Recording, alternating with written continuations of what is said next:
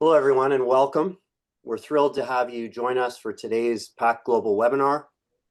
This session, brought to you by Recycle Me, dives into a hot topic: understanding and navigating the changing landscape of extended producer responsibility legislation in the US.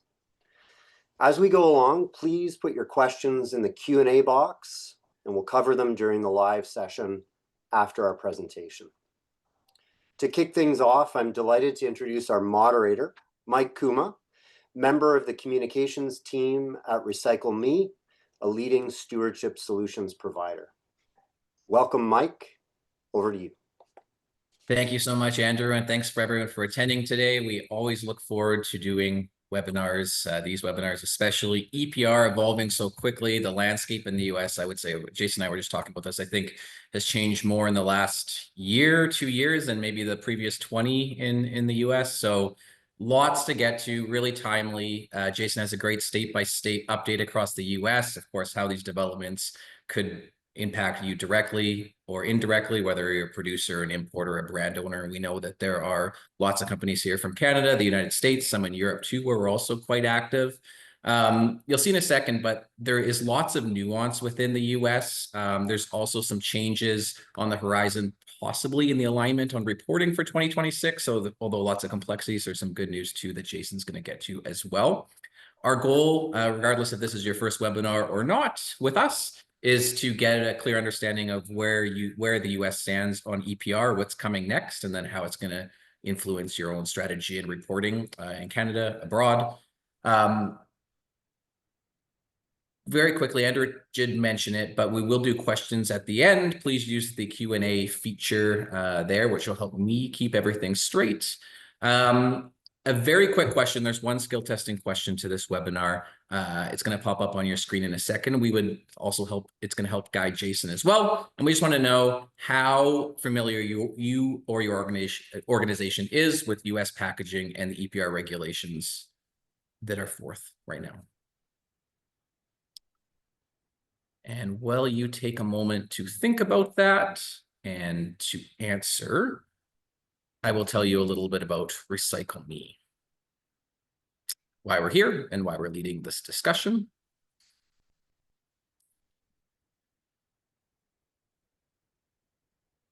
So Recycle Me is part of the Reclay Group. Together, we bring over 2 decades of circular economy experience, from developing EPR policy to advising industry to designing and operating producer responsibility organizations, or as we call them, pros. In short, we live and breathe EPR every day and have for more than 2 decades.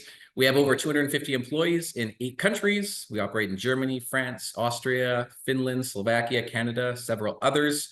One of the things that makes us unique and why we think we're a great fit to present this to you today is that we don't just consult on EPR, we also run pros all over the world. So when we advise, we do it through the lens of the strategy, but also the implementation and the execution. And one other distinctive focus for us, EPR and circular economy consulting is all we do. So depending on how your organization is structured, like I mentioned, there's probably a very good chance that we're already your EPR partner somewhere else in the world. With that, I think I will introduce Jason. I'll be back at the end to answer questions. Feel free to put them in as we go. I know sometimes you're like, oh, he might answer that and not. I don't want to put it in. Don't worry about that. We want to make sure you get the most out of this session and put in all your questions, and then we'll kind of do a filter at the end. Jason Bergquist is the CEO of Recycle Me North America. He's spent over 35 years in the roles of waste and recycling, from managing hauling divisions to MRF operations to bottle bill redemption programs, municipal waste services in Maine, New York, and California. He also brings international experience in manufacturing across Europe and Asia. He holds a JD from the John F. Kennedy University of Law with expertise in Superfund compliance, beverage container deposit law, and hazardous waste management. Jason, over to you for the deep dive in the US regulations. And I don't know if I think you spent a little bit of time on this, the upcoming deadline in California, which is a few days from now, November 15th. Yeah, great. Thank you, Mike, as always, for the for laying the groundwork for the introduction. Thank you to PAC Global for allowing us to participate in this webinar. So we're going to talk EPR for packaging across the U.S. I'll tell you right up front that the goal here is to skip the rock across the pond. we're going to do kind of a survey coverage and then spend a little more time on California for reasons that we'll go into when we get to that piece of it. But we have to start with the legal disclaimer. This is not legal advice. One of the things, as Mike mentioned, the legislation is changing so fast that there's a chance there could be a couple points on this presentation that are out of date already. It's just a couple days later, and there's a lot of nuances. It's really important that if you're looking for legal advice, that you contact us so we can dig in much deeper. The second thing is that you're going to see screenshots directly from presentations done by Circular Action Alliance. Circular Action Alliance is the producer responsibility organization, the pro of record for the majority of the states that have EPR. So they are the sort of source of truth when it comes to this. So we take directly from some of their presentations. We do not, however, represent them. We don't have a business relationship with them. We don't speak on their behalf. So just wanted to clear up some of the legalese right up front. So, state of the state in the United States. EPR as a concept is not new to the US. EPR is basically the structure behind the bottle bill, behind some of the mattress policies we have, paint, e-waste, etc. But EPR for packaging is new to the US.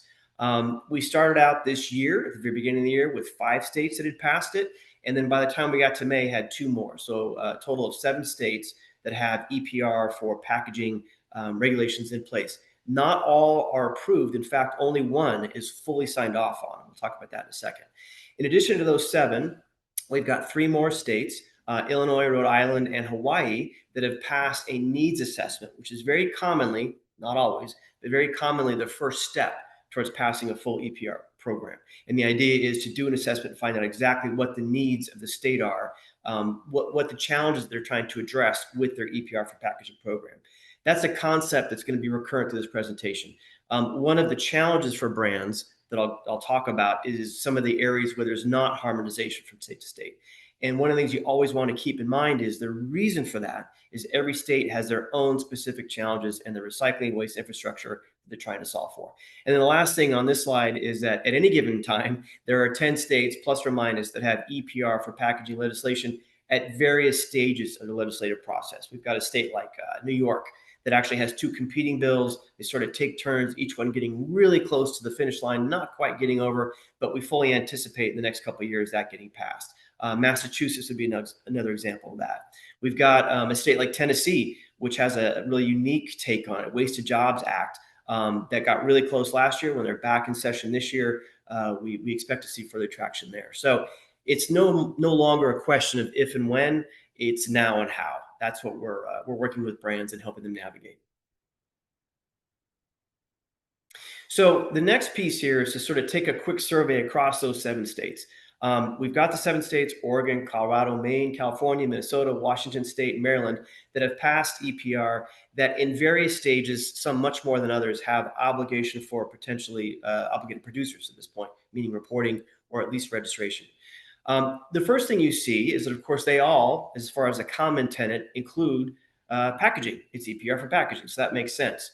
But then right on the heels of that, you see for each state, as we look across those covered material categories, the areas that the state is trying to solve for as far as the recycling challenges, differences. You see different areas of focus. You see, for instance, kind of a major one, that we've got a couple states, Oregon, Maine, California, that have bottle bills. That is a form of EPR. The brands that are selling beverages in those states have been complying with the bottle bill reporting laws for a long time. So the actual containers, the aluminum, the glass, the plastic that are part of the bottle bill program are not included in the EPR for packaging reporting. However, in the rest of the states, it is. So one of the things we'll talk about in a slide in a minute is state by state, there are even differences in the definition of who a producer is. And this is one example. That in California, as a producer of beverages, I'm reporting my containers into one program, and the secondary packaging, the box around a 12-pack of beer, for instance, into a separate program, versus in Colorado, where I'm reporting all of it into one. And then as you go further down that list, you see areas that are focusing on paper, for instance, or other areas, but specifically I want to call out plastic. And when we get to talking about California and plastic, and then more specifically single use foodware, you've got states that have very, very intense focus on reducing, if not eliminating, those things from coming into the state as forms of packaging. The last thing to really point out here on this slide is that business to business applicability. this falls in that same category as far as differences in the definition of who a producer is. Colorado started off with a very almost simple program that really focused on packaging that goes out of the front of the store. What does a customer have in their hands when they walk out, or what are they receiving through the mail, through e-commerce? Versus Oregon and now California, including business-to-business bookability. So that means it's not just business to consumer. It means companies, organizations, brands that are further up the chain that are selling packaging to an sort of a mediary area or entity who then is forwarding it on into the stream of commerce to end up in a consumer's hands. Certainly, we have several clients that produce packaging that did not have to report in Colorado because they're business to business, but that did have to report in Oregon and that will have to report in California. So a pretty significant area where in one state you might be an obligated producer and another state you might not be. So the next thing is, this is basically a matrix of just the basic structure of what a pro looks like, a producer responsibility organization, and what the relationship is between the pro and the brand. The one difference is, I live in Maine, I can call it out. They want to do things differently. It's called a sustainability organization, not a producer responsibility organization there. In fact, producers are not required to participate as part of that agency that handles the EPR program. But the structure nonetheless is the same. And that is, you've got an organization outside of the government that is operating the EPR program, that is taking the regulations that have been passed and translating them into an actual program, including the obligation for producers, how they report, what they report, what they're going to be paying, and then almost more importantly, where that money goes. That is the program that is handling the accumulation of those funds and then paying into the state to, again, improve the recycling and waste infrastructure, fund innovation strategies, fund education, et cetera. All of those pieces that are part of an active EPR program. So you've got basic things that are the same, but again, pointing out as we go down deeper into that list, you see some very specific differences in the focus on plastic. And then also alongside of that in California, for instance, focus on compostability. We'll talk about more of that when we get to California. Okay, EPR in the West. We said this year, 2025, yes, we had 7 states that have programs, but as far as responsibilities, reporting obligations for producers, we had 3. We started with Oregon, then we went to Colorado, then we went to California. Oregon, as I mentioned, is the one state that has a fully approved signed off on program. The first state in the United States to have full EPR for packaging, EPR regulations in place. The reporting by producers was due in March. There was a small extension period, but producers who were obligated producers for Oregon had to report and then have received their invoices. So that program is now up and running. And then once the invoices are paid, you're going to see Circular Action Alliance, the Producer Responsibility Organization record, running that program, taking those funds and putting them to use. The next state was Colorado. We've talked a lot about that. I will say, despite the fact that reporting happened in July, the program has still not been fully signed off on, not been fully approved. They expect that to happen at the end of this year, by sometime in December. And then last, but certainly not least, we've got California, that 2 days away from signing their EPR bill into law, pulled it back for considerable revision. And we'll talk a lot about more of that here in a couple slides. But that's the status right now of EPR in the West. There was Minnesota obligation, we'll show you in a second, but really all the work this year in 2025 was based on these 3 states. So challenges, we've already touched on some of these, but we do have these areas. And again, as a reminder, we're just talking 3 states so far, where we've got 3 different definitions of who a producer is, 3 different types of obligation, 3 different approaches to business to consumer versus business to business, different takes on what kind of packaging is included in scope, primary, secondary, meaning protected packaging, and tertiary. That's important if you're a producer in both Oregon and California. In California, that could literally mean everything, all packaging used to move product around warehouse to warehouse. So we're talking pallet, we're talking corner boards, we're talking the plastic wrap around that pallet, straps, all of it. The packaging used to move those things around in bulk gets included. We've talked about the differences between the states that have bottle bill and the states that don't, so we won't talk about any more about that. But you've got the differences in right off the bat with those 3 states, and even who has to report.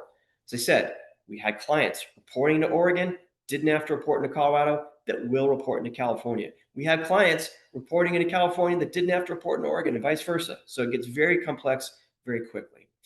The next thing, when is a package a package? One of the challenges for producers, especially with Oregon, a lot of this is starting to be sort of sorted out and defined. But what actually is a package? The definition is something used to design or protect the product there within. Seems fairly straightforward, but it's not. So one of the things we saw in Oregon is right towards the 11th hour of reporting, some explanation coming out about when is it not a package. And basically the logic was, if by removal of that secondary packaging, the product there within is rendered unusable, it's not considered package, isn't within scope, doesn't have to be reported on. A couple of the specific examples they gave were ink pens. The idea being, if you took the plastic tube away, the ink inside is no longer usable, therefore you don't have to report the plastic tube as packaging. Another example was used, and this was copy and pasted right out of Europe, so it wasn't surprising to see this, is a lighter. A plastic lighter. The idea being that plastic container that holds the lighter fluid is arguably a type of package, but by removing it, of course, that lighter becomes unusable, and so therefore it's not included within scope. Now, one of the areas that had some head scratching going on is on the other side of that list. We do represent some small cosmetics companies that lipstick, chapstick, eyeliner, eyelash liner, all of that was considered packaging within scope. The argument being that you could take a tube away from the lipstick and it would still work. I don't know if that washes logically, but that was the argument. And so really it got very granular as far as determining what is a reportable package and what is not a reportable package. And the last thing I'll say, which we've touched on already, and I'll talk about a bit more, but we do have these differences even in the covered material category list. Even those alone in these 3 states are not consistent. We had 60 categories in Oregon, 60 categories in Colorado, 98 categories in California. And none of them necessarily cross over. The general categories do, aluminum, plastic, PET, et cetera, wood is in there. But then as soon as you get to the subcategories, we already see differences in how they get reported. And then the last 2 pieces that sort of work hand in hand, what are the targets? Each of these 3 states, then the 4th being Maine, 5th, 6th, 7th, have differences in the targets they're trying to achieve in improving their statewide recycling program. And what works alongside of that is the eco-modulation program. Each state has an eco-modulation program. It's a fancy way of saying, as the program matures, the state will reward you for making more sustainable choices in your packaging, and will basically, there's a malus, call it punishment, for not making those choices. And so some of them are fairly obvious. Styrofoam is always going to have a very heavy fee. Paper is going to have a low fee. Some of them less obvious. Some of them even contradictory. Oregon asked for a life cycle assessment to be done and gives you a bonus based on that. With some of the goals that California is aiming towards, we'll talk about in a second, there could even be some contradictions as far as what the life cycle assessment determines is the best way to change your packaging versus what the target should be for California. So a lot of mix and match here, which is challenging. A little bit of good news is that we're seeing Maine, Minnesota, Maryland talk about unifying the definition of least producer. And then as Mike alluded to, we'll talk a bit later about aligning some of the reporting periods. Okay, quick snapshot. This is the timeline. We're coming down the home stretch. As Mike said, we've got 12 days, I think, or 13 days for California reporting, although you get an extra day because the 15th falls on a Sunday, so it's Monday. Jason, I like the "you are here" arrow, because when I'm in the mall, I always appreciate, okay, I'm here. Yeah, except for it's that the map. As we said up front, these decks get out of date quickly, so we're not there anymore. We're a little bit further down. But yeah, so one of the things that you've already noticed in the prior slides, different reporting dates that presents its own set of challenges, right? So okay, we want to focus a bit more on California for a couple of reasons. It is the 5th largest economy in the world, right behind Germany. So as far as impact, it's significant. It's a significant lift from, not to diminish Oregon, Colorado, and even Maine, but the much smaller states than California. We're really seeing for the first time European brands reaching out to us looking for assistance on this because it is such a significant piece of their commerce and their sales, right? It also is a very unique standalone program. There is literally nothing quite like it in the world, especially when you compare it to some of the more mature EPR areas, Europe, Canada. Nothing quite looks like the EPR program rolled out by California.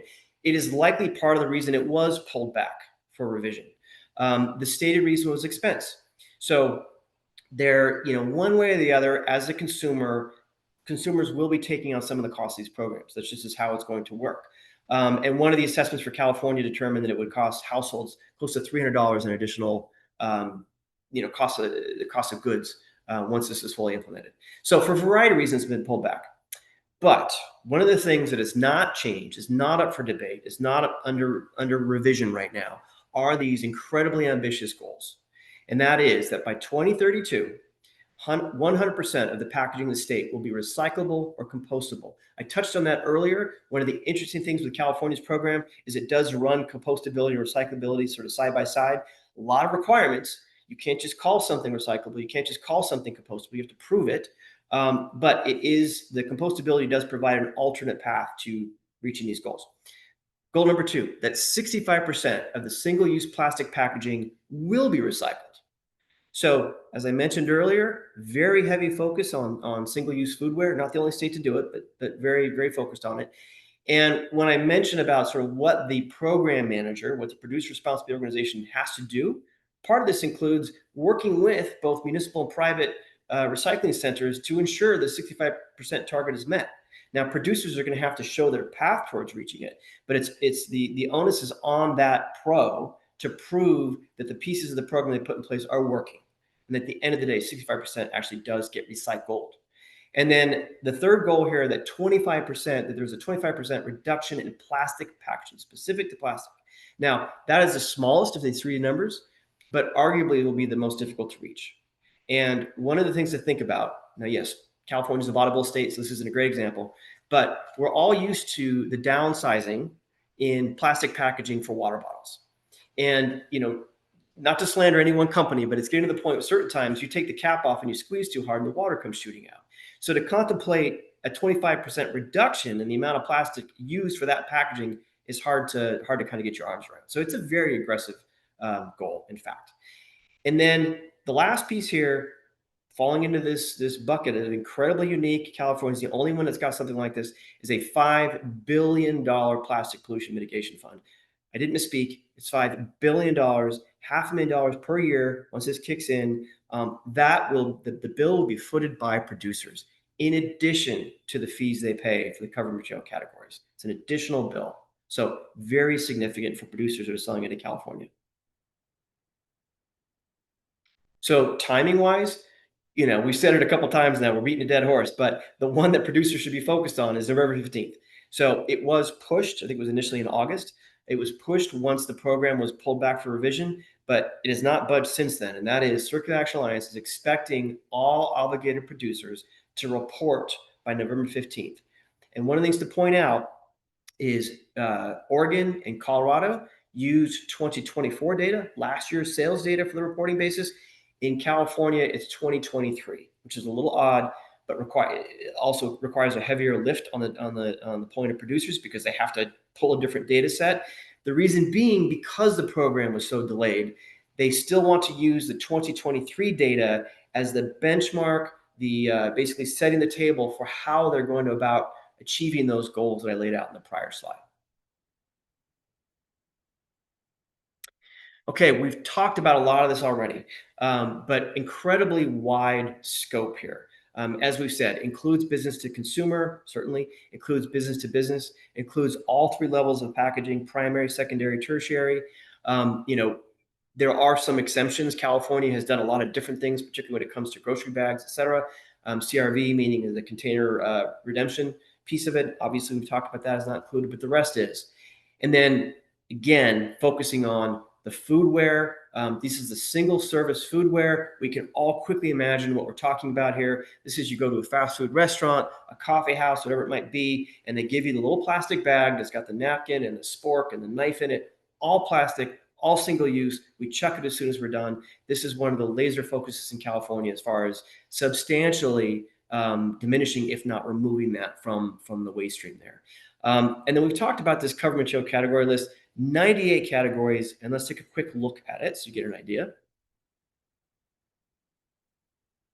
Oh, let's come up in a second.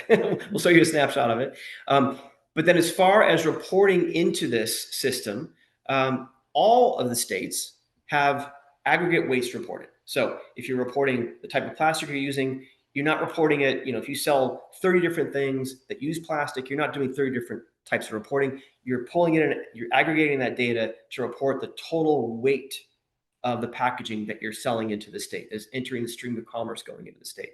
So that's consistent. But then again, California, another level of granularity, you also have to report the total number of plastic components that were involved. So two types of reporting the plastic in particular. We've got a flow chart we'll show you in a second as far as how that's breaking down. The only other area in North America that is similar to that is Canada's newly passed federal plastic registry that is looking for that kind of granular data on the plastic pieces being reported. So this is the flow, the cover material category flow that we keep alluding to. This is part of sort of that definitional question as far as whether or not you're an obligated producer. And question number one is, am I selling packaging into the state, either business to business or business to consumer, that is on that cover material category list? It is one of those 98 types of packaging that's included within scope. If no, you're out. But obviously, you're taking a full analysis of everything you're selling. There are some areas, for instance, if you're an exclusive licensee, whether you're manufacturing or not, you might be obligated for. These are all the things that need to be done as far as that obligation assessment. But then we sort of keep moving down that flow chart. And as I've said, one of the things that is particularly challenging in California is once you get down to a certain level, you're breaking out the plastic pieces. If they're separatable, then you're reporting it in a separate category. If they're inherently combined, they cannot be separated. You're having to do some analysis to determine, okay, whether or not it is primarily a plastic type of packaging that has some other material attached to it, or whether or not it's a primary main material, say, cardboard, something like that has a plastic veneer on it. There are different ways in which you're reporting that. And then in California, there's even another step in the analysis based on the sort of the 2-inch rule. Why 2 inches? Because smaller than 2 inches tend to fall through the sorting screens in any kind of material recovery facility in a MRF. But there's even a separate pathway there as far as how you report it if the particular piece of plastic or the combined entity is greater than 2 inches or less than 2 inches. Okay, here's that promised snapshot of what the cover material category list looks like. Again, this is just one page of 98 categories.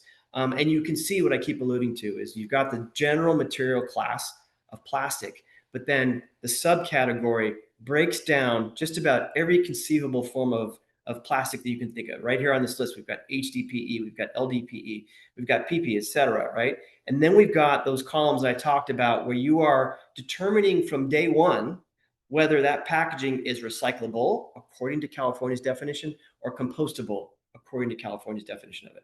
This list will evolve over time. The idea is that the amount of non-recyclable packaging obviously gets pulled out of the state, but that through the investments in technology, through the investments in innovation, in terms of how we go about recycling things, that there'll be more of those green yeses checked on the type of packaging that's allowed in the state. So as far as that component piece, just want to talk about that really quickly. And these are two really good examples of how this works and the granularity in the reporting that's required for California. We've got sort of example number one on the left-hand side, the spicy salsa jar. We've all heard of that brand, right?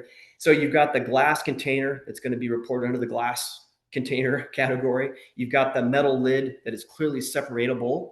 It's not inherently part of that package. That will be reported in its own category. And the label, because it's not easy to separate, will be reported as part of that glass container.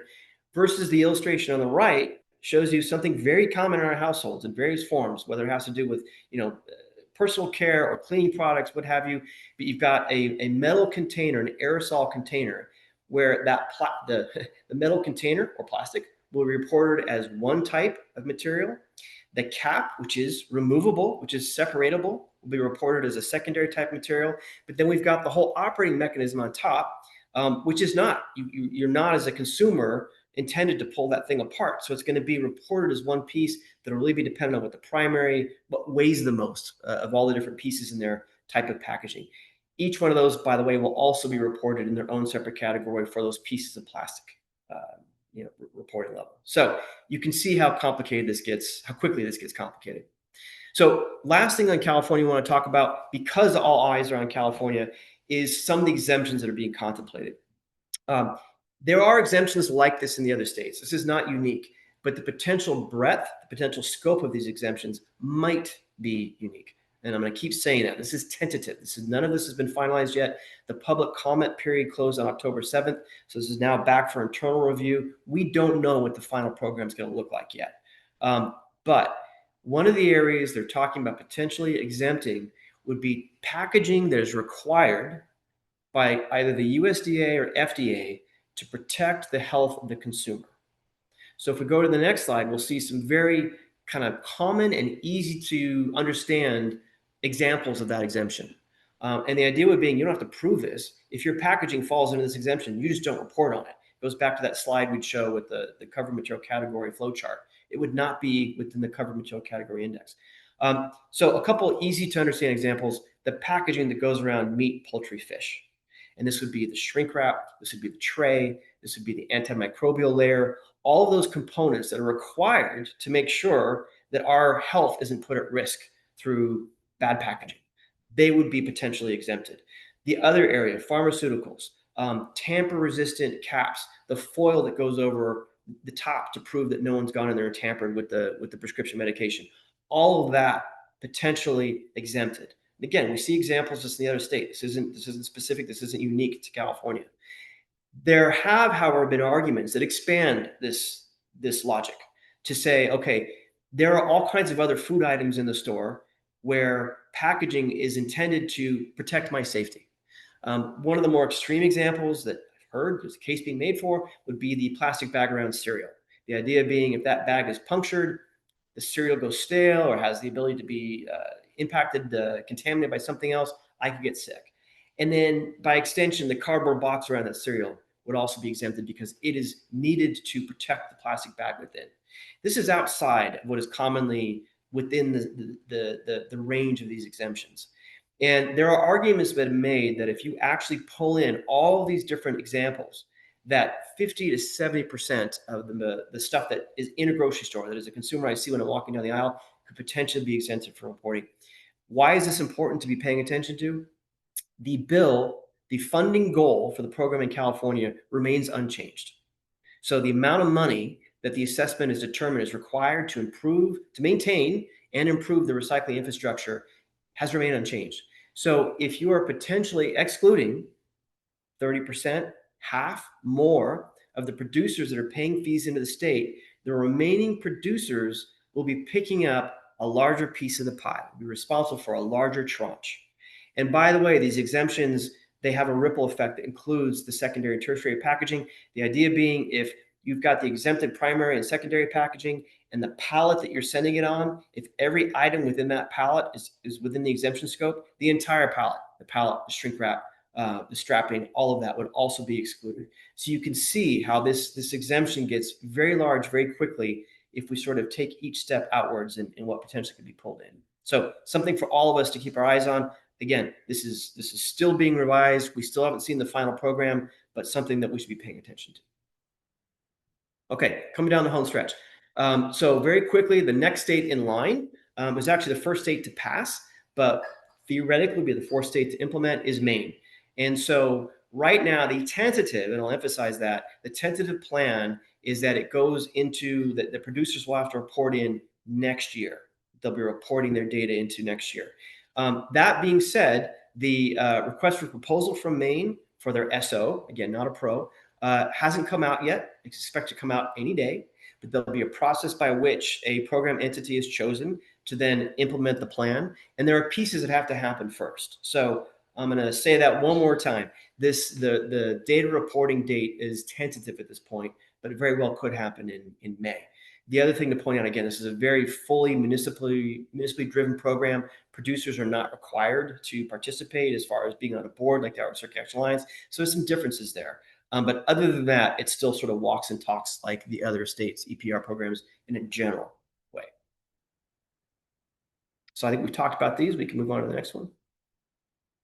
Okay, 2026. So, sort of last pieces of these presentations we want to talk about from a reporting standpoint that are important to pay attention to. And that is right now, and apologize for the reuse of this word, the tentative plan, the preliminary plan that Circular Action Alliance is putting out is in an effort to harmonize. They will tie together all the reporting deadlines for producers into a single month, into May. And what you see here is the sort of lighter green rows are states where Circular Action Alliance has been named the producer responsibility organization, which means this is fairly well within their control. The sort of lighter blue rows, Maine and Washington, we already talked about Maine, and is in Washington the same. They've not been officially, the pro has not been officially named yet. So those are even more tentative to the other states. But the idea is to pull us together in a single month for reporting. That the annual supply reporting happens in Oregon, Colorado, and California in May. Good news for California, at least. It'll get pulled, the reporting year will be pulled to be consistent with the others. So in all cases, you're reporting on sales this year, 2025 sales for next year's report. And that what they're calling a sort of preliminary pre-program simplified supply reporting will happen for Minnesota and Maryland. So it's sort of good news, bad news. The date gets lined up. So that's helpful.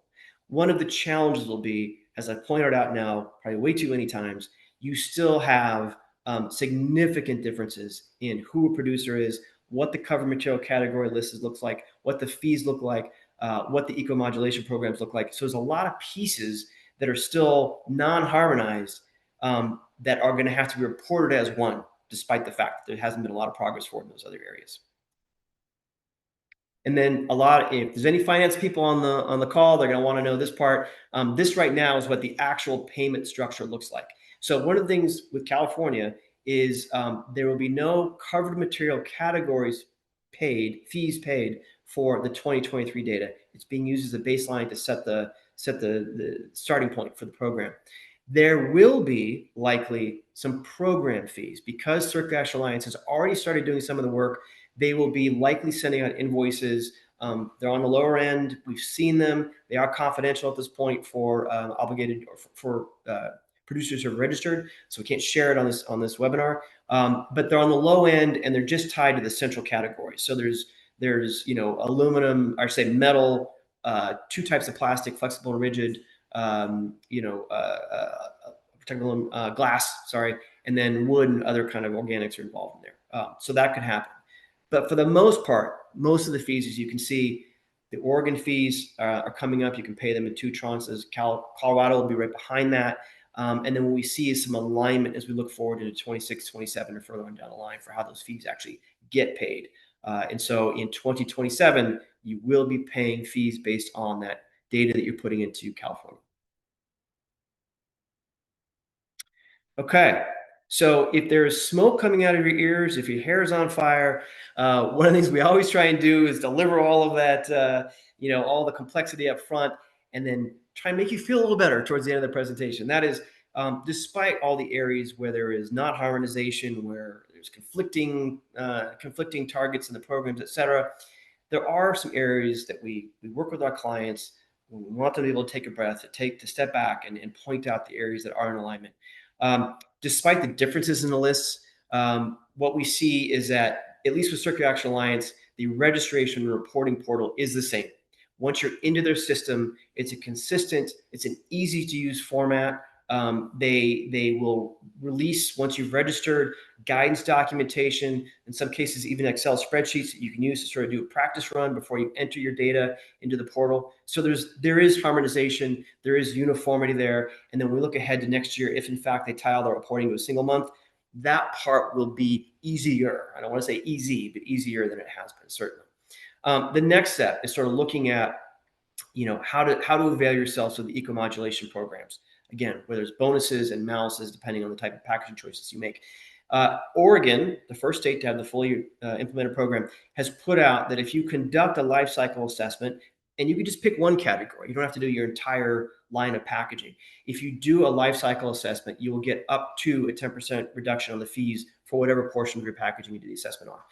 It is likely, this is a very broad statement I'm making, but it is likely that the cost of doing a certified, third-party certified LCA will probably kind of wash with whatever that discount looks like.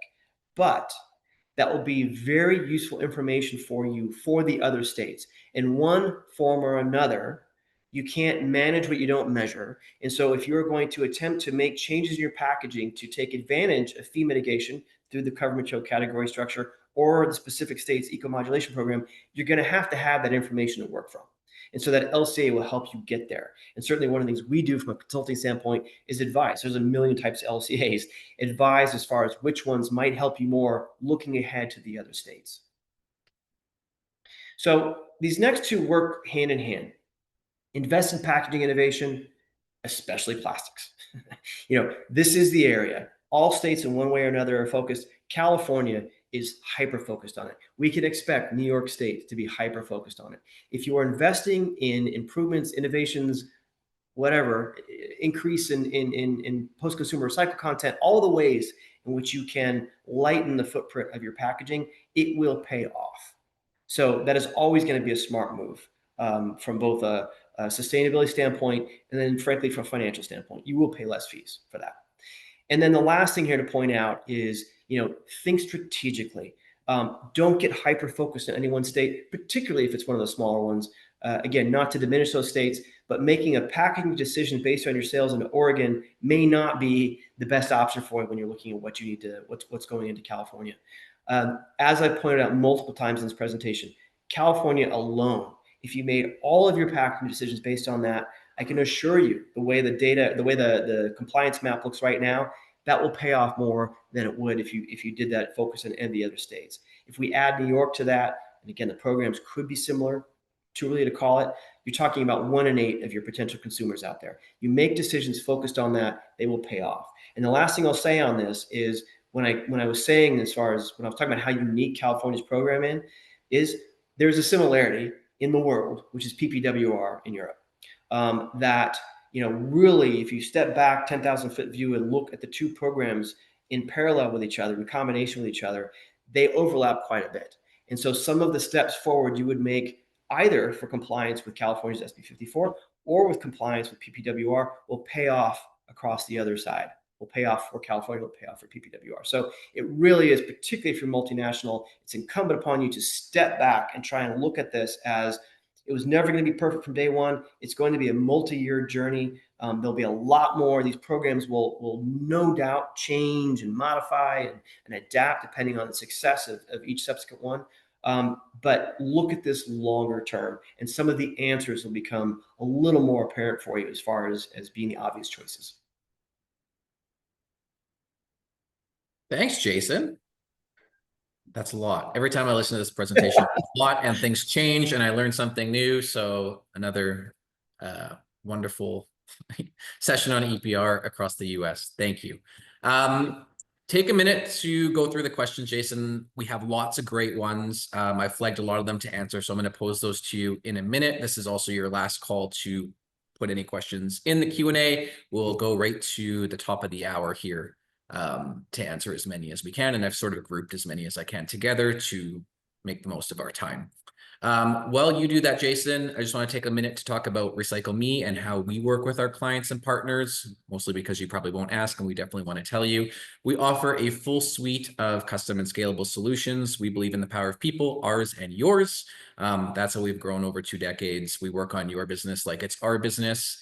And you will work directly with Jason and his team, drawing from all of their EPR experience across every major market. This isn't a sponsorship. This isn't a subscription. There's no password tool thing here. This is Jason, people, us, and you together. Some of our clients prefer to work as an extension of their team, with us as an extension of their team. So they want to work really closely, collaboratively. They want to understand each and all of these steps. And others prefer more of a turnkey solution, which we can do as well, where we kind of handle everything behind the scenes, give you the stuff that you need to upload to the pro, and you are done. Whichever you'd like to do, we can work with you. Ultimately, success in EPR is the right supports across the full journey. We kind of think of it as three kind of core areas. It seems to be what's worked over the last 2 decades. It's compliance now, where we handle the calculations, the reporting, the vendor chargebacks, strategy to help you see the bigger picture, how regulations impact costs, like Jason was getting into. Am I focused on California? Is there a different mix here? Depend on how my business is going to be now, today, tomorrow, in the future, and then monitoring as well. EPR, as we've mentioned several times, the laws in the US are changing very quickly. The regulations are changing quickly. We have a policy monitoring solution that helps you stay informed on the exact things and products and types across all of the jurisdictions that would be most relevant to you. And we could do that as well. Very last thing I'll say on this, how we work in practice. We've kind of summarized it as 3 E's. It's evaluate, engage, and execute. We assess where you are today, what programs apply, when the key deadlines fall, and it's great that there's some harmonization there. We engage, we bring in the right people within your organization and ours, and that can sound simple, but oftentimes when we start working with the client, we find that some of the information is here, some of it's with R&D, some of it's with finance. We can bring that all together and help. And then of course, once the roadmap is clear, we manage the data, make sure the reporting is right, and submit it so that you can be compliant with all of EPR across all of the states. With that, I think we can get into questions. There's a QR code on your screen right now. So if you're like, I've heard enough, I want to have a quick discovery call with Jason and his team to talk through very specific things. Now is the time to do that. It's the easiest, though also to answer a couple of questions through here too. Yes, you will also get this in a slide deck. We have a whole bunch of tools on our website. You'll have a link to that as well in an email after from our friends at PAC. That'll help you walk through, am I obligated, am I not? You can click through a bunch of different scenarios. There's also an EPR. Someone was asking, what's the best way to, let's skip to this one. What's the best way to keep track of all these EPR changes? On our website, we have an interactive map with all the states. It outlines all of the different changes. We try to keep it up to date as much as possible, knowing that it could be changed every day, every couple of days. It is a great resource that is always there for you as well. With that, Jason, let's get into the questions over our next 12 minutes, and you can keep them coming as we go too. The first one is a similar one we got to when we did a presentation on California last week. Is there a penalty for missing California's reporting deadline? Obviously, there's a lot of complexity here. So if you aren't close to reporting now, there's some choices I guess you might have to make. Is there a penalty, and what would you recommend for businesses that need to do so? Great. Yeah. As I did last week, I will answer this question very carefully. Again, this is not legal advice, as we said in the disclaimer up front. It is important that if you are a brand and you've determined that you're an obligated producer, and maybe it just happened during this webinar, that you make best efforts to comply with that deadline. There are ways in which, because so far, and this isn't a guarantee for California, but with both Colorado and Oregon, we had clients that did reporting, met the deadline, but then had to amend their reporting when more was discovered. So Circular Action Alliance has a process through their portal by which you request your data to be unlocked. You have one opportunity to do so, and then you can report it. So one of the strategies that you can use if you're just now finding out that you have to report is to take what you can comfortably, accurately, with the best knowledge available to you, report, knowing that you'll have more to report into. So do the registration, do the reporting, and then prepare either on your own or through a great consulting company like ourselves to get the rest of the data pulled together for that amendment reporting. That is a strategy you can take. The next thing I'll say, and I will be very careful in this, is the November 15th deadline is not regulatory. It's not in the law. This is what Circular Action Alliance has requested in order to stay on track with implementing the program. That makes no guarantees, but what I can tell you is we've had clients in Oregon, in Colorado, that found out after the fact. They were not intending to be recalcitrant. They just found out, particularly in Oregon, where there was that complex business-to-business reporting, that they needed to report. We then were able to reach out to Circular Action Alliance and say, we've got someone that wants to report, wants to do the right thing, missed the deadline. We're working actively on it right now. And they were then able to report without facing penalties. They still paid the same fees as everyone, but they were not penalized. So really important to emphasize this. We cannot guarantee that for California, but I can tell you that Circular Action Alliance wants as much reporting as possible. And so I would be very surprised if they started penalizing after day one for late reporting. They're trying to get all that data in, which is so critical for them in setting that baseline for reporting. So hopefully that provides a little bit of guidance. But if you are just now finding out, important to take some steps immediately, at least to let Circular Action Alliance know that you are aware and intentional about meeting those reporting obligations. And correct me if I'm wrong, but it's of course not too late to work with us either on getting some of those. It is not too late to work with us, right? Correct. I always find these questions interesting because it's a definition question. And starting this, I kind of thought, oh, maybe the definition of B2B and B2C and what is recyclable is all the same, but it turns out it's very different state to state. The question here is, what does California consider recyclable? And is it similar or the same as the Association of Plastic Recyclers, the EPR? And if you don't know that off the top of your head, that's okay too. But what does California consider recyclable anyway? Yeah, thanks for spelling out the acronym, Mike. We're in our business, we always run in danger of using too many acronyms. It's sort of the Venn diagram crossover. So likely that if they've certified it as recyclable, that it is on the recyclable list. You go back to that cover material category list that we showed on the webinar on the deck, and you can see the areas that right now, day one, California, the categories of packaging that California has determined are recyclable. That means they've got proven information from the majority of the recyclable, both municipal and private recycling companies out there, MRFs out there, that they can recycle this stuff. If not, this actually runs in parallel with another law in California. It's called Truth in Recycling or Truth in Labeling, where you basically are not allowed to use the chasing arrows anymore. You have to have on that packaging a different type of label that shows that you have certified that your packaging is recyclable.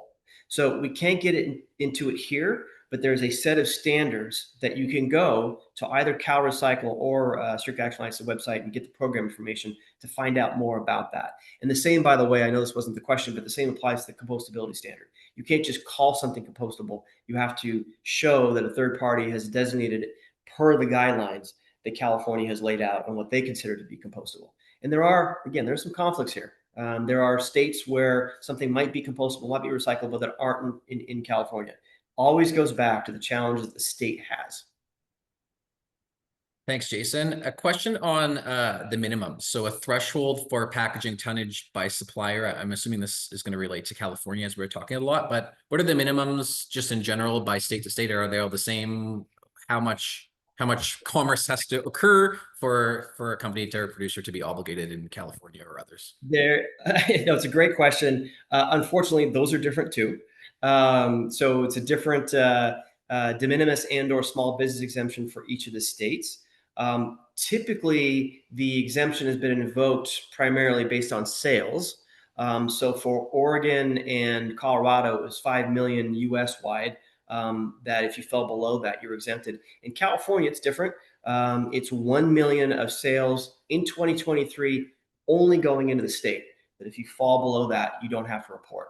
But yes, there are also, and I can't quote them off the top of my head, but each of the states has their own de minimis in addition to on that tonnage standpoint. The trick is, and I'm probably gonna get these backwards, but in Oregon, it was an and or versus Colorado was a either or, if I'm saying that correctly. So, one, if either was tripped, that you had to report. In the other instance, if only one, or if you were below one, you didn't have to report. So it's complicated. This is the kind of question, unfortunately, that is better if you reach out to us directly with some facts that we can kind of go in and dig deeper on. A very natural follow-up question to a previous answer, Jason, regarding California being November 15th is not in the law. Do you have any insights of when a regulatory deadline that is in the law will take place in the state? Yeah, it'll be part of whatever the finalized version of law is that theoretically comes out before the year's up.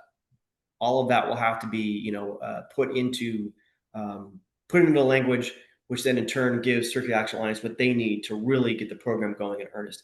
Again, because it's been so delayed, they have already taken steps to get the program running. You can't do this overnight when you're talking about California. But so we expect a lot of this to be finalized final when that final program documentation comes out. This question is pretty specific, Jason, so feel free to suggest we connect afterwards. But in the example of a producer selling a food product in a multi-material flexible film, do they have to report all components of that multi-material film by weight as a percentage in California? Yes. So if it's at that point, we assume, based on the hypothetical question you put out, it's non-separable, that you've got different types of plastic material that are combined as one.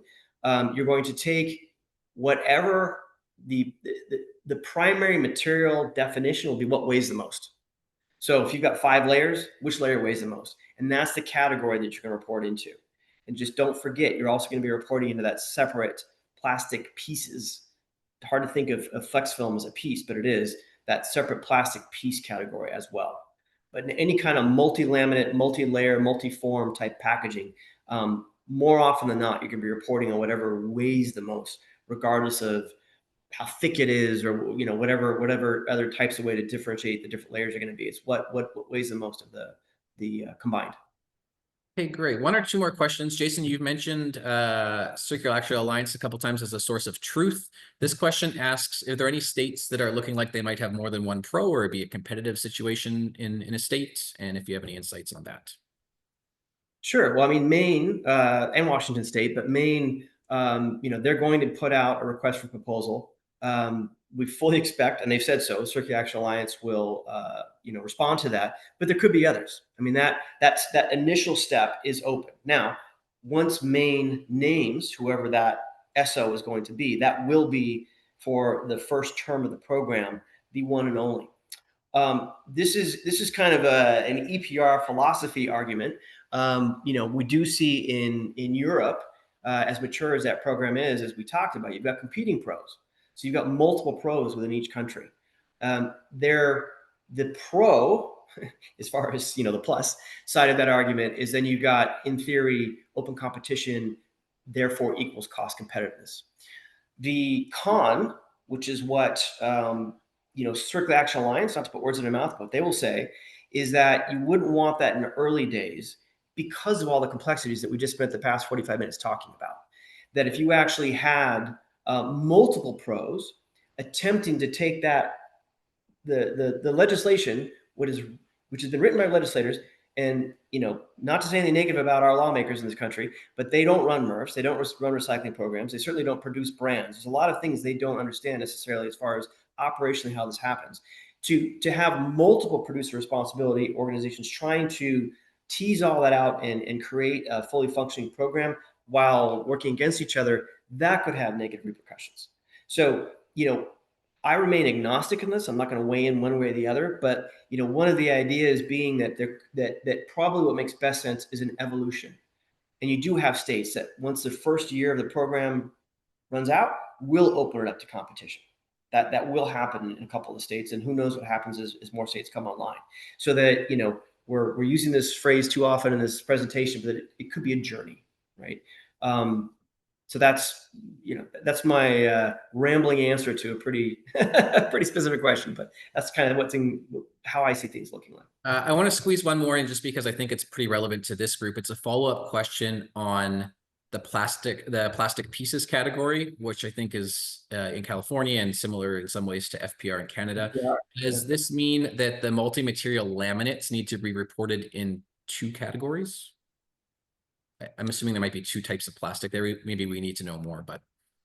Yeah, so that really is one where we have to see the specific example. I certainly don't want to give bad advice on this webinar.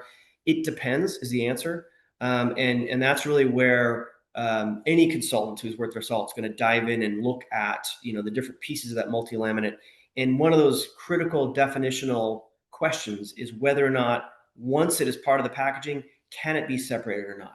Or is it absolutely intended to be sort of one uniform homogeneous piece of packaging by the end of all those multi-laminates? Got it. Andrew, I don't know if you have any final things left to say here as we close. Otherwise, I can wrap up. I don't know if we talked about this part, but over to you. All good. What a fantastic webinar. So much to dig into, as you've said. So no, just thank you again from PAC Global, and final word to you, Mike. Well, thank you so much, Andrew, and thanks, of course, to PAC Global for hosting and making this this conversation part of your members' day today. We really appreciate it. We have, I think, shared a bunch of follow-up information, including this presentation that your members can dive into after the fact. We're very happy to connect at any time. Recycle-me.us is the website. You'll get a link to that as well. But on behalf of Jason, me, the team, everyone at Recycle Me, thank you for coming today, and thanks to the PAC team, and I will see you soon. Thanks so much. Thank you.